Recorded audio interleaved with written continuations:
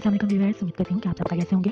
मैं आज आप लोगों के लिए अपने स्किन की सफाई के लिए, उसकी क्लींजिंग के लिए, उसकी स्क्रबिंग के लिए एक आसान सी रेमेडी बताऊँगी जिसको इस्तेमाल करके आप अपने फेस के ऊपर मौजूद जितनी भी डर्ट है उसको साफ कर सकते हैं। चलिए देखते हैं कि आज की रेमेडी को हमें किस तरह से इस्तेमाल करना है। आज की रेमेडी के लिए हमें चाहिए जौ का आटा, शहद और ऑलिव ऑयल। आपने 2 टेबल स्पून जौ का आटा ले लेना है, उसके अंदर आपने 1 टेबल स्पून शहद शामिल करना है और 1 टेबल स्पून आपने ऑलिव ऑयल शामिल करके उसको मिक्स करके अच्छा सा पेस्ट बना लीजिए।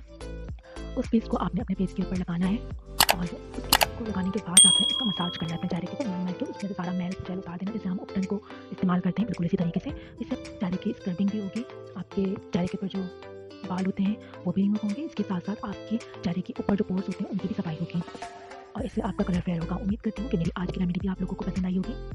मेरी इसी तरह की आसान आसान सी रेमेडीज़ को हासिल करने के लिए मेरे चैनल को सब्सक्राइब कीजिए, मेरी वीडियोज़ को लाइक और शेयर कीजिए। अल्लाह हाफिज़।